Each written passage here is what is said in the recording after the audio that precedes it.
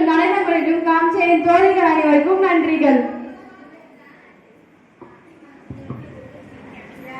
இன்னைக்கு உங்களுக்கு எல்லாருக்கும் இந்த நிகழ்ச்சி மூலியமா நிறைய விஷயங்கள் தெரிஞ்சிருக்கும்னு சொல்லிட்டு நாங்க நினைக்கிறோம். அதே போல நீங்க யாராவது நாங்க எப்படி பண்ணோம், உங்களுக்கு என்ன புரிஞ்சுது, உங்களுக்கு என்ன பிடிச்சிருந்தது தைரியமா சொல்லுங்க.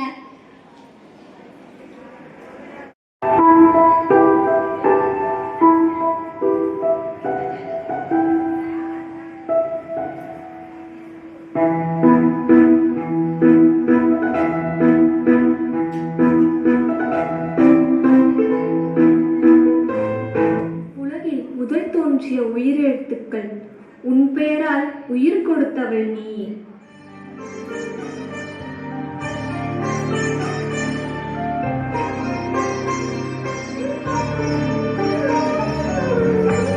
அம்மா, உன் கருப்பையில் கடுகென உருவானேன் நான்.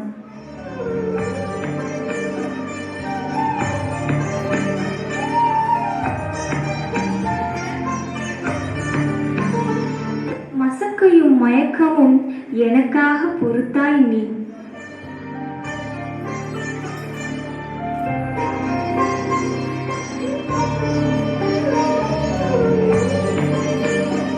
உருவமே தெரியாத என்னை உயிருக்கு உயிராய் நேசித்தவள் நீ.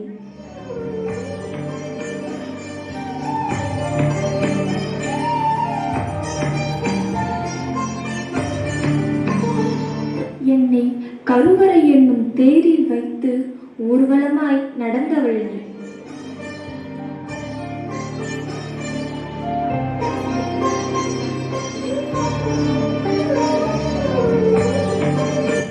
என் முதல் ரகசிய உரையாடல் உன்னிடமே.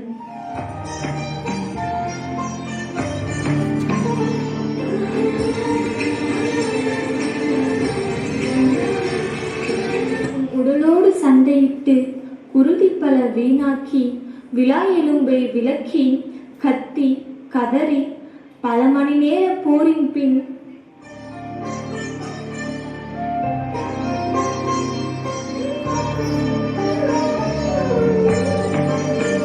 அழுகுரல் கேட்டு அத்தனையும் மறந்தவள் நீ.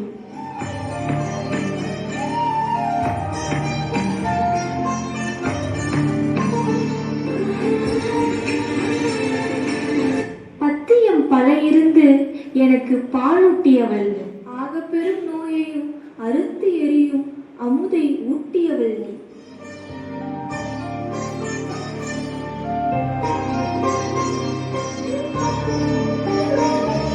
ஆராரோ பாடிடும் அன்பு தேவதை.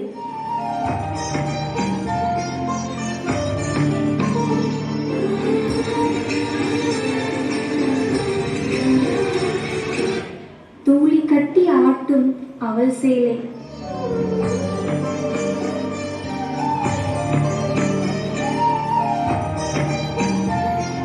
பாலூட்டும் அருட்பாவை.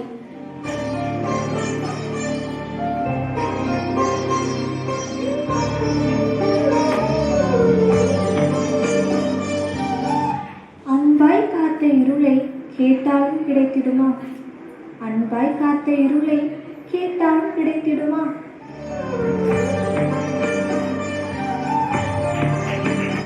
நீங்க அம்மாக்கள் குழந்தைய வச்சுக்கிட்டு வெளியே பஸ்லயோ இல்ல வேற எங்கேயாச்சும் வெளியே போகும்போது இப்ப பாப்பால அழுவல, அப்ப பாப்பாக்கு எப்படி பால் கொடுக்குறதுன்னு சொல்லிட்டு நீங்க யோசிப்பீங்க.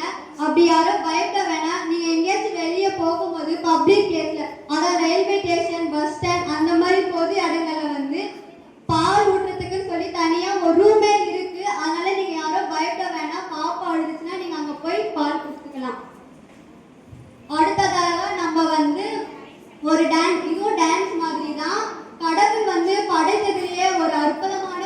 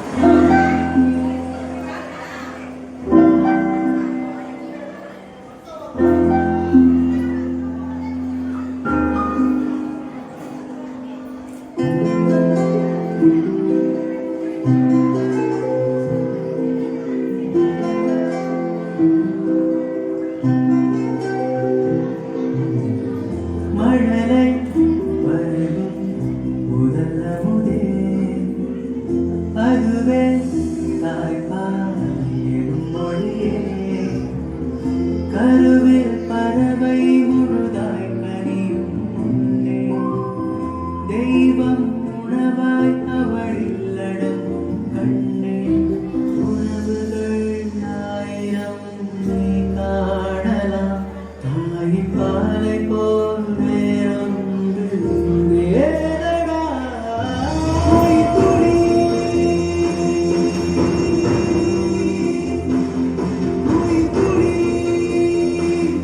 தாய்மையின் மழைத்துளி துளி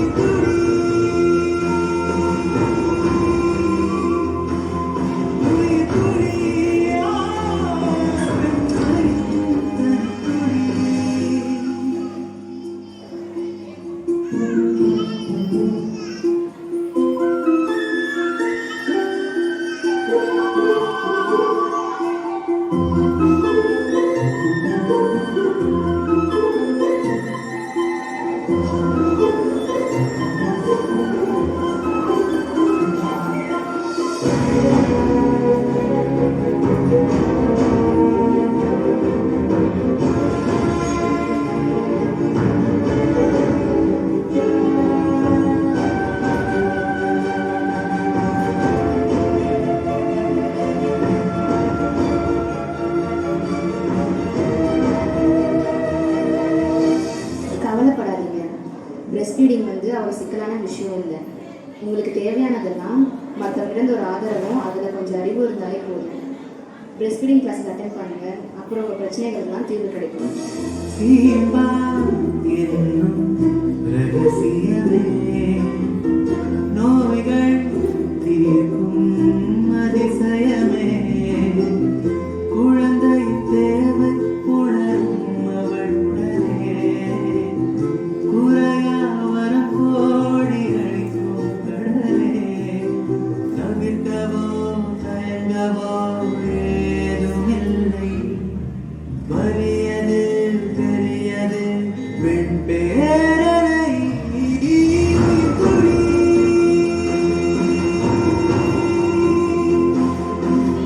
துளி தாய்மையின் மழைத்துளி துளி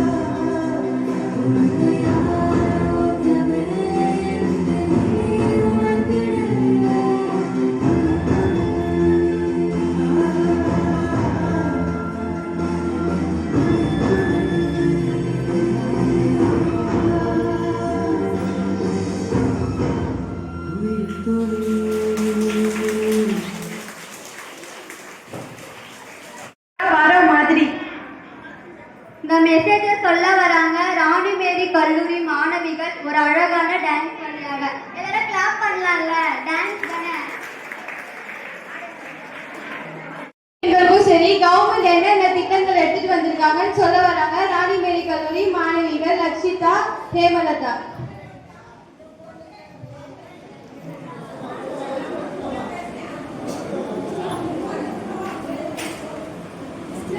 அனைவருக்கும் வணக்கம். ஒரு பெண் தன் கர்ப்பம் என கண்டெடுத்த நாள் முதல் பாதுகாப்பான பிரசவத்தை தொடர்ந்து குழந்தையின் வளர்ச்சி காலம் வரை ஒவ்வொரு படிப்புகளிலும் நமது இந்திய மற்றும் தமிழக அரசு பல்வேறு நலத்திட்டங்கள் மூலமா பல்வேறு சலுகைகளை வழங்கிட்டு வராங்க. அதுல இருந்து அரசின் ஒரு சில நலத்திட்டங்களை பத்தி நாங்க இப்போ உங்களுக்கு சொல்ல போறோம்.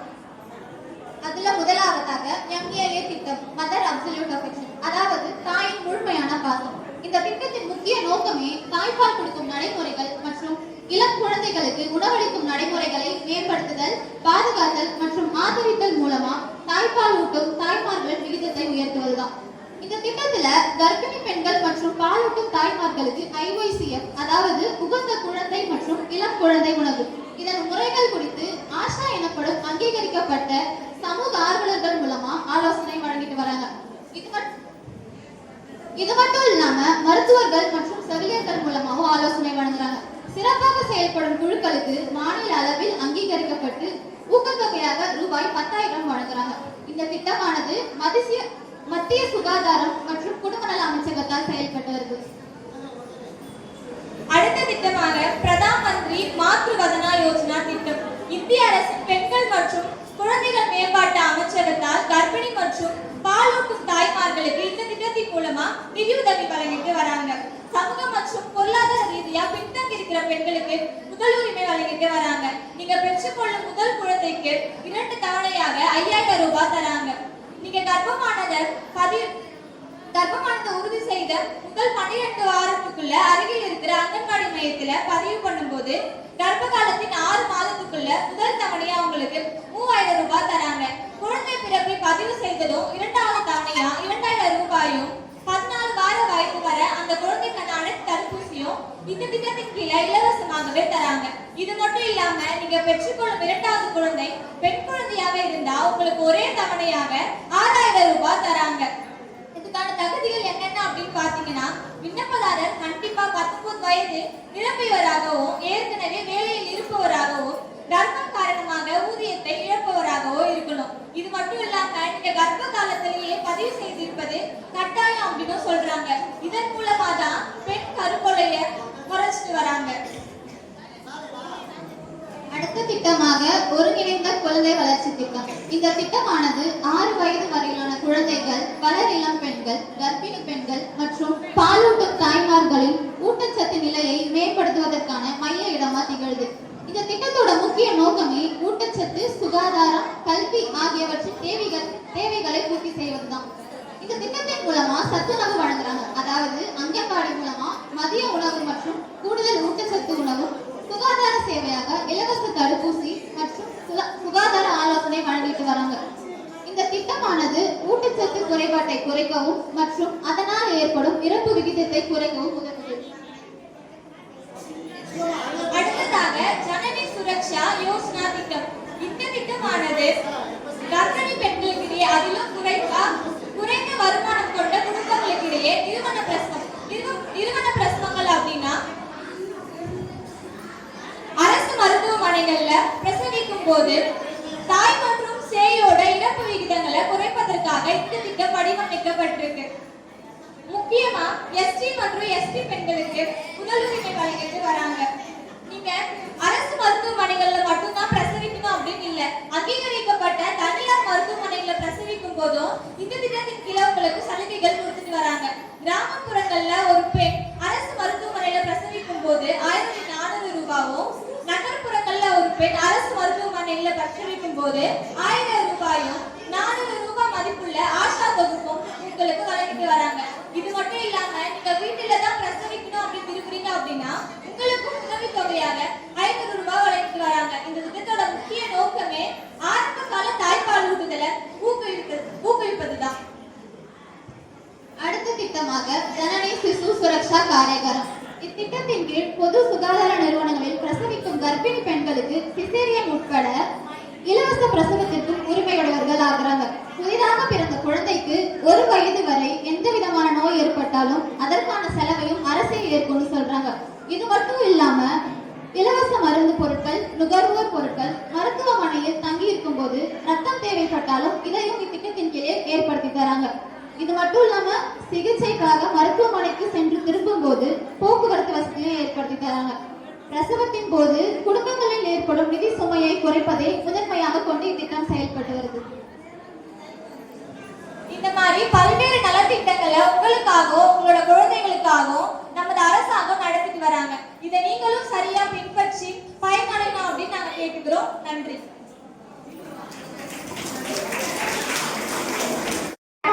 குழந்தைய மட்டும் ஒரு சார்ந்த விஷயம் மட்டும் இல்ல, இதுல சமுதாயத்துடைய சப்போர்ட்டும் வேணும். சொன்ன தாய்ப்பால் இருக்கட்டும், கொலஸ்ட்ரால் மில்கா இருக்கட்டும், தாய்ப்பால் நிறுத்துதல், அம்மாவோட ஹெல்த்தை பத்தி ரொம்ப அழகா எக்ஸ்பிளைன் பண்ணாங்க. இதெல்லாம் நிறைய அம்மாக்கள் தெரியாம இருந்திருப்பீங்க. இந்த தாயம் செய்யும் டிவி ஷோ மூலமா நீங்க எல்லாரும் பயனடைஞ்சிருப்பீங்கன்னு நம்புறோம். இன்னொரு தாயம் செய்யும் நிகழ்ச்சியில் சந்திக்கும் வரை உங்களிடமிருந்து விடைபெறுவது உங்கள் மது.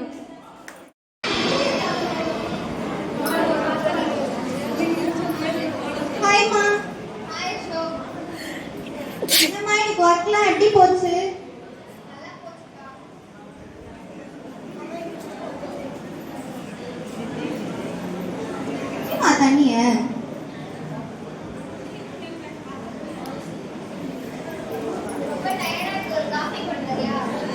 வரேம்மா.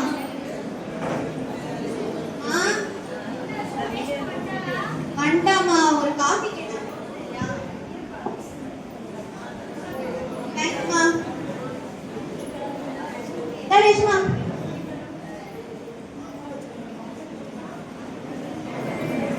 குழந்தை அழுது என்ன சொல்லு பாரு. வந்துட்டேன்டா அப்பா. சரி சரி சரி, அழாதீங்க. அப்பா வந்துட்டேன்ல. சரி சரி, வந்துட்டேன்ல, அழாதீங்க. நான் உங்ககிட்ட ஒரு விஷயம் சொல்லணும் அசோக். சொல்லுமா. நான் வேணா பிரஸ்ட் ஃபீட் பண்றதுக்கு வா. ஏன் என்னாச்சு? ஏன் இப்படிலாம் பேசிட்டு இருக்க நீ? இல்ல, நான் பிரஸ்ட் ஃபீட் பண்ணாம வாட்டர் ஃபீட் பண்ணிக்கிறேன். நீ பார்க்கவே ஒரு மாதிரி டயர்டா இருக்க. நீ வேணா போனா ரெஸ்ட் எடுக்கிறியா? நான் அம்மா கிட்ட இதை பத்தி பேசி சொல்றேன். சரி அசோக்.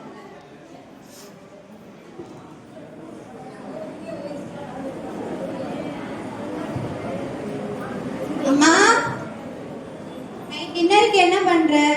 சப்பாத்தி தான்ப்பா. ரேஷ்மா வந்ததும் ஒரு மாதிரி நான் பாட்டில் ஃபீட் தான் பண்ண போறேன், பிரஸ்ட் ஃபீட் பண்ண மாட்டேன்னு சொல்றாமா. ஏன்ப்பா, எதனால அப்படி சொல்றான்னு கேட்டியா? இல்ல, ஒரு மாதிரி டயர்டா இருந்தா, நான் ரெஸ்ட் எடுக்க சொல்லிட்டு வந்துட்டேன். சரி, நீ போய் அவளுக்கு என்ன ப்ராப்ளம்னு ஃபர்ஸ்ட் கேளுப்பா, சரியா? சரிம்மா. ரேஷ்மா, நான் உன்கிட்ட ஒன்னு கேட்கவா? நீ ஏன் திடீர்னு இப்படி ஒரு முடிவு எடுத்திருக்க? எனக்கு ஒர்க் ஸ்ட்ரெஸ்ல சரியா பிரஸ்ட் ஃபீட் பண்ண முடியல. எனக்கு அதனால செஸ்ட் பெயின் வருது. அதனால நான் பால் குடிக்கிறத கொஞ்சம் கொஞ்சமா நிறுத்திடலான்னு இருக்கேன். அப்படியா? சரி, அதை நம்ம ஃபீட் பண்ணிட்டே இருந்தா சரியாயிடுமா? இல்ல, எனக்கு தோணுது நான் வாட்டர் ஃபீடே பண்ணிக்கிறேன்.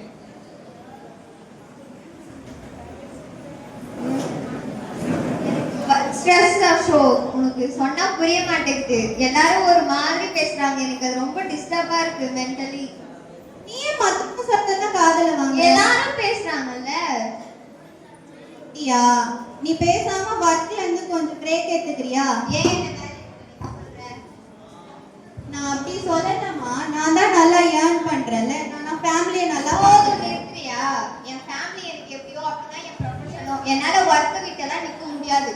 நான் அந்த இன்டென்ஷன்ல சொல்லல ரேஷ்மா. எனக்கு புரியுது அசோக். என்ன வீட்ல சும்மா உட்கார சொல்ற அப்படிதானே?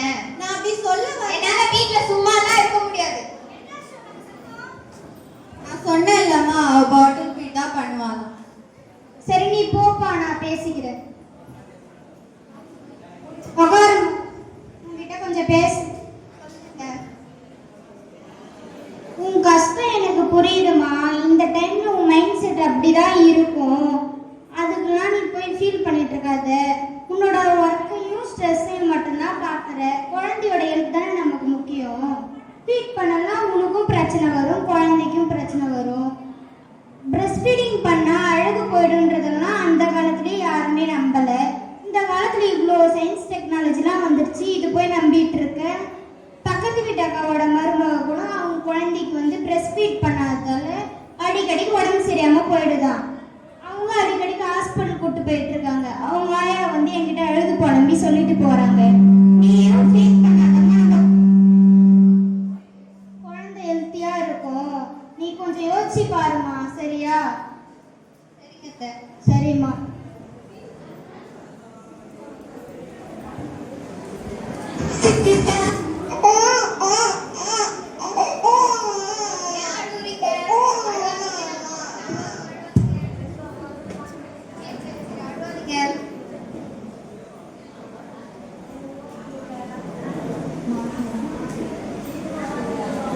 சரி சரி சரி சரி சரி.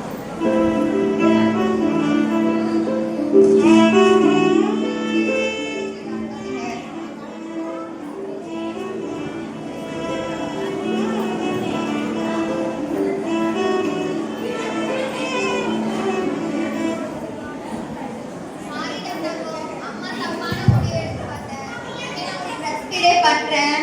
இனிமே உங்களுக்கு இனிமே உங்களுக்கு தாய்ப்பாலே கொடுக்குறேன். இனிமே யார் பேச்சும் கேட்டு நான் இந்த தப்பான முடிவை எடுக்க மாட்டேன். அம்மாவை மன்னிச்சிருங்கடா. சரி தூங்குங்க. நான் போய் அப்பாவை கன்வின்ஸ் பண்ணிட்டு வரேன். அவர் வேற ரொம்ப திட்டிட்டு.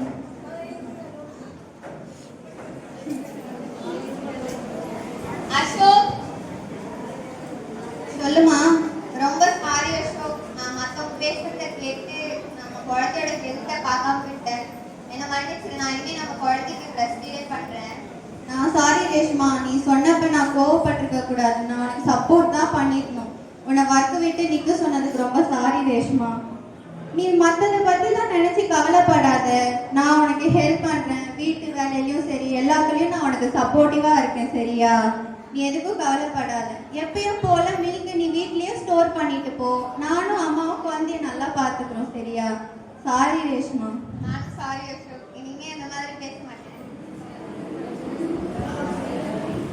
காலையிலேருந்து வீடே ஒரு மாதிரி இருக்குல்ல? ஆமாம், ஏதாச்சும் பண்ணுமே. பழைய வைப்பை எடுத்துகிட்டு வரணுமே.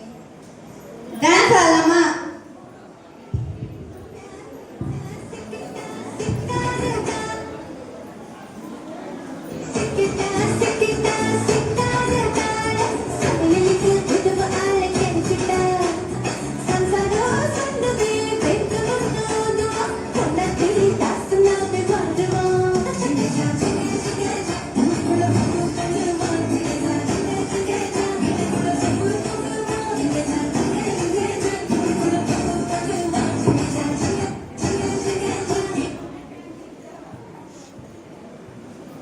மேம், இப்போ ரேஷ்மாக்கு பார்த்தீங்கன்னா சப்போர்ட்டிவ் ஹஸ்பண்டாக இருக்காங்க. ரேஷ்மாக்கு என்ன கஷ்டம்னாலும் அவங்க புரிஞ்சுக்கிறாங்க. ஆனால் இந்த சைட் பார்த்தீங்கன்னா சுமதி, அவளுக்கு ஹெல்ப் பண்ணவும் ஹஸ்பண்ட் இல்லை, சப்போர்ட்டாகவும் மாமியாரும் இல்லை. இதனால சுமதி ரொம்ப ஸ்ட்ரெஸ்ஸாக இருக்க மாதிரி இருக்கு மேம். இதனால சுமதியோட ஹெல்த்தி இருக்கு ஏதாச்சும் ப்ராப்ளம் ஆகுமா மேம்?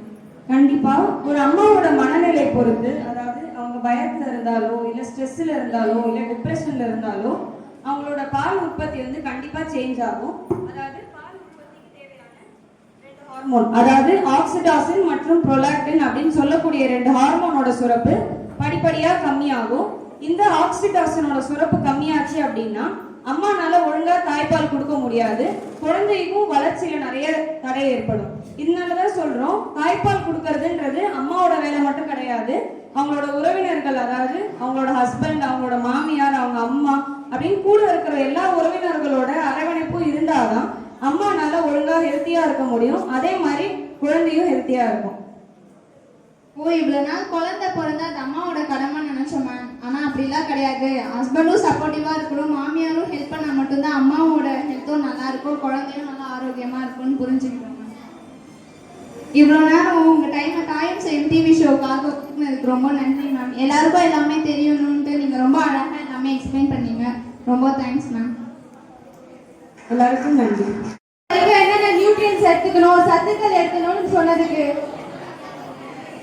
இந்த பாட்டு மூலியமா நீங்க என்ன தெரிஞ்சிருப்பீங்கன்னா, ஒவ்வொரு வயதுக்கும் ஒவ்வொரு உணவு இருக்கு, ஒவ்வொரு பருவத்துக்கும் ஒவ்வொரு மாதிரியான உணவுகள் வந்து நம்ம சாப்பிடணும்னு சொல்லியிருக்காங்க. அது போல நீங்க எல்லாருமே இந்த உணவுகள் வந்து தினமும் சாப்பாட்டுல சேர்த்துக்கணும்னு சொல்லிட்டு நாங்க சொல்றோம். அடுத்ததாக அந்த காலத்திலயும் சரி இந்த காலத்திலயும் சரி பால் ஊட்டுதல் முறையில தாய்மார்கள் செய்யற தவறுகளை தாயும் செய்யுங்கிற நிகழ்ச்சி மூலமா காட்டு வராங்க ராணிமேரி கல்லூரி மாணவிகள். வாங்க பார்க்கலாம். மனக்கும் மனமா தான் இருக்கு. நம்ம எதுக்காக இங்க வந்திருக்கே தெரியாம மக்கள் எல்லாம் பிடிச்சிட்டு இருக்காங்க. சரி, எதுக்காக இங்க வந்திருக்கோம்னு சொல்லிடலாமா? சொல்லிடலாமே. நாங்க ராஜ்கிரி கல்லூரியில் மனையல் துறையிலிருந்து 3ஆம் ஆண்டு மாணவிகள் ஊட்டச்சத்துக்கான விழிப்புணர்வை பத்தி தான் இங்க சொல்ல வந்திருக்கோம். நம்ம எங்க சொல்ல வந்திருக்கோம்? வில்லு பாட்டா பாட தானே வந்திருக்கோம். பாடிடலாமா? பாடிடலாமே. சனசனத்தோம் என்று சொல்லியே வில்லினில் பாட, ஆமா வில்லினில் பாட வந்தருவாய் கலை மகளே. சனசனத்தோம் என்று சொல்லியே வில்லினில் பாட, ஆமா வில்லினில் பாட வந்தருவாய் கலை மகளே. நிறுத்துங்க. இப்பதானே ஆரம்பிச்சோம். அதுக்குள்ள என்ன? முதல்ல ஊட்டச்சத்துனா என்னன்னு சொல்லுங்க. அட ஆமால, அதை பத்தி சொல்லல. சொல்லிடலாமா? சொல்லிடலாமே. நம்ம சாப்பிடுற உணவுலயே சத்து இருக்கு. இந்த என்ன நீங்க ஊட்டச்சத்துன்னு சொல்றீங்க? நம்ம சாப்பிடுற உணவுலயே சத்து இருக்கு இல்லன்னா சொல்ல. ஆனா இப்போ மேல்நாட்டு மோகத்துல அந்த உணவு எப்படி தயாராகுதுன்னே தெரியாம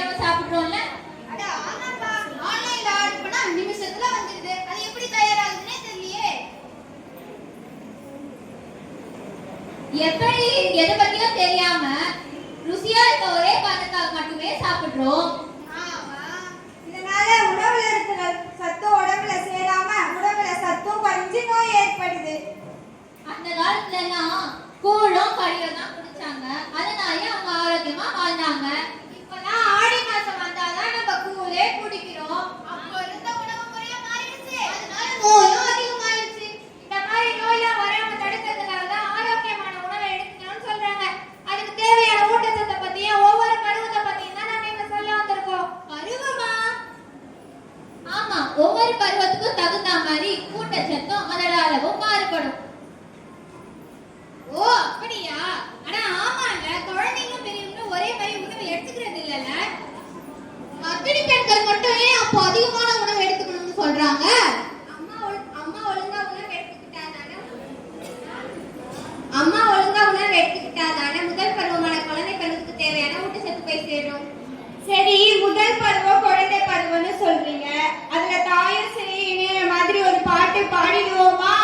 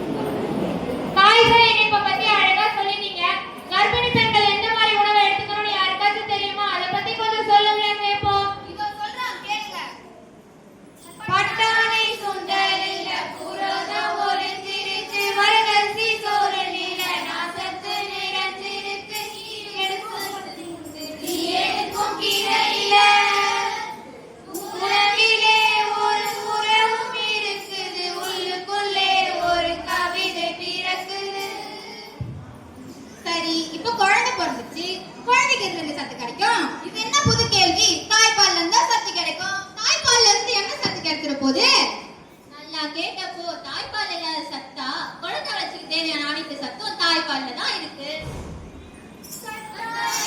தாய்ப்பாலாச்சி கை கொடுக்கும் உடல் வளர்ச்சி சிந்தனையும் வளருது சீரா. அவ புற்றுநோயை தடுக்கிற மருந்தா. உன்னுடைய பிள்ளைகளை ரொம்ப ரொம்ப பத்திரமா. தாய்ப்பாலிலே இல்லாத சத்துக்களே இல்லை அம்மா, வேற ஒன்றும் தேவையில்லை, தாய்ப்பால் மட்டும் போதும் புள்ள. கட்டாயம் சொல்றீங்களே, அப்படி எத்தனை மாசம் தான் கொடுக்கணும்னு சொல்றீங்க? 6 மாசத்துக்கு கண்டிப்பா தாய்ப்பால் மட்டும்தான் கொடுக்கணும்.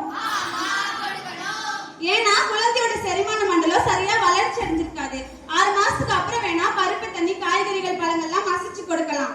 அது கூட சேர்த்து 2 வருஷத்துக்கு தாய்ப்பால் கொடுக்கணும். 2 வருஷம் வரைக்கும் தாய்ப்பால் கொடுக்கணுமா அப்படின்னு உங்களுக்கு யார் சொன்னது? தாய்ப்பாலை தவிர்த்ததுனாலேயே குழந்தைக்கு மட்டும் இல்லாம அம்மாக்களுக்கும் நிறைய பிரச்சனை வருது. அதனாலேயே WHO யூனிசெஃப்பும் சேர்ந்து 2 வருஷம் கண்டிப்பா தாய்ப்பால் கொடுக்கணும்னு சொல்லியிருக்காங்க. இதனால அம்மாக்கு என்ன பிரச்சனை வரப்போகுது? நல்லா கேட்டப்போ இதனால என்ன பிரச்சனையா? அம்மாக்கு எதிர்காலத்துல மார்பக புற்றுநோய், எலும்பு தேய்மானம், வெயிட்லாம் இதனாலதான் அதிகரிக்குது.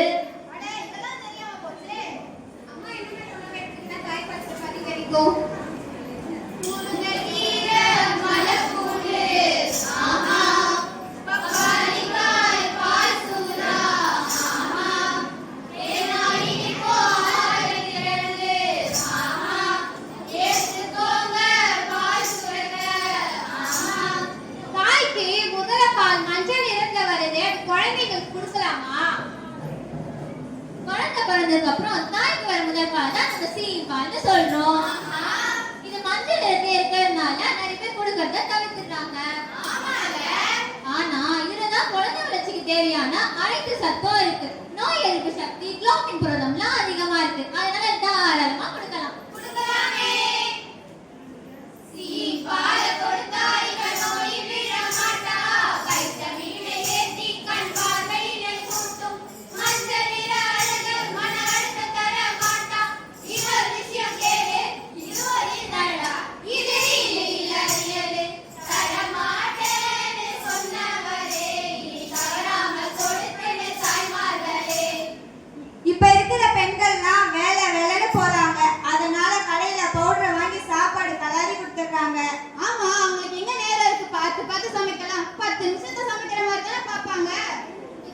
குழந்தைங்க ஊட்டச்சத்து குறைபாட்டுக்கு உள்ளாகுறாங்க.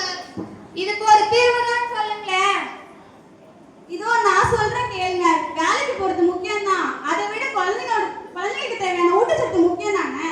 அதனால இந்த கடையில கொடுக்குற பாக்கெட் பொடி ஐட்டெல்லாம் வாங்கி சமைச்சதை நிப்பாட்டுங்க. வேற என்னங்க பண்ண முடியும்? 10 நிமிஷத்துல அதுதானே ரெடி பண்ணி கொடுக்க முடியும்.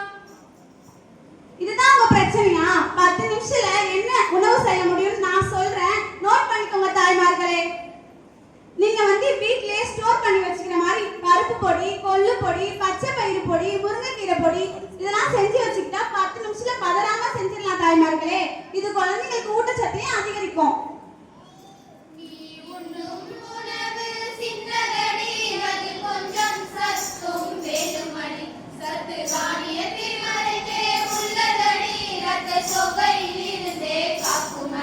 அதை கையில் எடுத்து உருண்டை பிடித்து எடுத்து கொள்வி நல்லபடி. இந்த மண்ணில் விளையும் யாவிலுமே உள்ள சத்துக்கள் யாருக்கும் தெரியவில்லை. கவர்மெண்ட்ல கொடுக்கிற சத்தை நான் தான் பண்றீங்க. பள்ளி பருவத்திலேயே இளப்பருவத்திலேயே வர ரத்த சோகையும் ஊட்டச்சத்து குறைபாடும் தவிர்த்ததுக்காக கவர்மெண்ட் இந்த திட்டத்தை கொண்டு வந்தாங்க. அப்போ இந்த வயசுல வர மாதவிடாய் கோளாறுகள், சீக்கிரமா வயதுக்கு வருவது, PCOD, PCOS, அனிமியா இந்த நோயெல்லாம் எதனால வருதுன்னு சொல்லுங்களேன். எப்ப பார்த்தாலும் ஜங்க் ஃபுட்ஸே சாப்பிடுறீங்க. அப்படி அதுல என்னதான் இருக்கும்? பாரம்பரிய உணவு இல்லாததா? அது சத்தும் கூட. பாரம்பரிய உணவிலே சத்தும் இருக்கு. ஜங்க் ஃபுட்ஸ் வழக்கத்தை இனியும் இருக்கு. ராகி, கம்பு, சோளங்களில் சத்தும் இருக்கு. இரும்பு சத்து, நார் சத்து நிறைந்து இருக்கு. தவிர்க்காதே, தவிர்க்காதே, தவிர்க்காதே. வெறும் தானியம் மட்டும் போதுங்களா? இதோ சொல்றோம் கேளுங்க. கண்ணு ஒரு கீரை வகை, காரத்தில் மத்தி மீன், தினமும் ஒரு பருப்பு வகை எடுத்தால் என்ன? நீ செவ்வாய் நடக்க கால்சியம் சத்து, ரத்தப்போய் கவித இரும்பு சத்து, சத்தும் தர விஷம் வர முன்மாலிகம். ஜங்க் ஃபுட்ஸை நீக்கு, சத்துக்களை ஏற்று. நீ எடுக்கும் சத்தே நீ வாங்கும் மூச்சு. நீ மாற வேண்டும், வா வா பெண்ணே. அதனால என்ன சொல்ல வரேன்னா, இளமை பருவத்திலே நீங்க என்ன உணவு எடுக்கிறீங்களோ அதை புதுமைப்படுத்துக்கான சொத்து. பழத்தை நீங்க எடுத்தா மலச்சிக்கல் கெட்டு போகும். நீங்க கொஞ்சம் எடுத்து நடந்தா உங்க வலிமை கூடி போகும். முழுமை காலத்தில் மருந்தே வேணாங்க. ஜீரணமாகிற உணவே எடுங்க. அதனால இப்ப என்ன சொல்ல வரோம்னா, தாய்மார்களே, நீங்க எடுக்கிற உணவு தான் வருங்கால சமுதாயத்தை ஆரோக்கியமா உருவாக்குவதற்கான முதல் விதையா இருக்கு. அதனால உங்களையும் உங்களை சுத்தி இருக்கிறவங்களையும் ஆரோக்கியமா வச்சுக்கோங்க.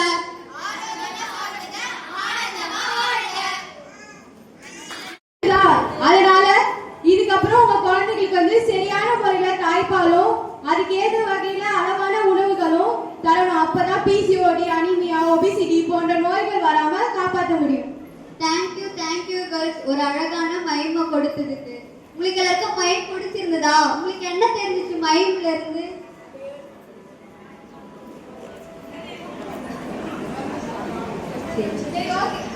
சரி, ஓகே, வாங்க அடுத்தது நம்ம பாரம்பரியான கலைகள்ல ஒன்று வில்லுப்பாட்டு.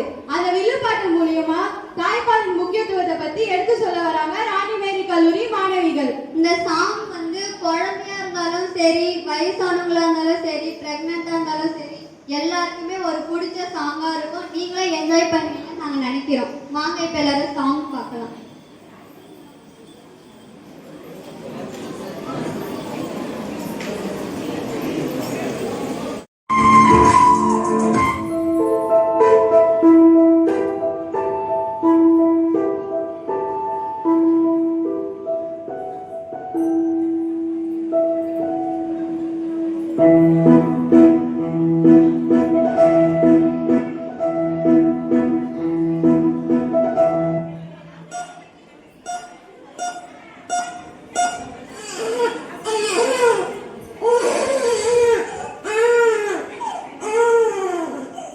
என்னுடைய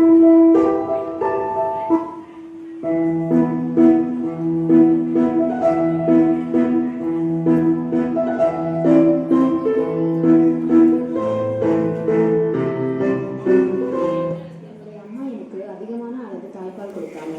அப்புறம் அதிகப்படியான அளவு உணவு கொடுத்தாங்க. நானும் என்னுடைய இளம் வயதில் எந்த வேலையும் செய்யாமல் நிறைய எண்ணெயில் பொரிச்ச உணவு மற்றும் அதிகமான ஜங்க் ஃபுட்ஸ் எடுத்துக்கிட்டேன். அதனால் எனக்கு உடல் பருமன் வந்துச்சு, பீரியட்ஸ் வராமல் போச்சு, பிசிஓடி வந்துச்சு, கூடவே ரத்த சோகையும் வந்துச்சு. ஹாஸ்பிட்டல் போய் டேப்லெட் எடுத்துக்கிட்டேன். குழந்தை பிறக்கிறதுலேயும் பிரச்சனை வந்துச்சு. வெயிட் அதிகமாக இருக்கிறதால சிசரின் தான் பண்ண முடியும்னு சொன்னாங்க.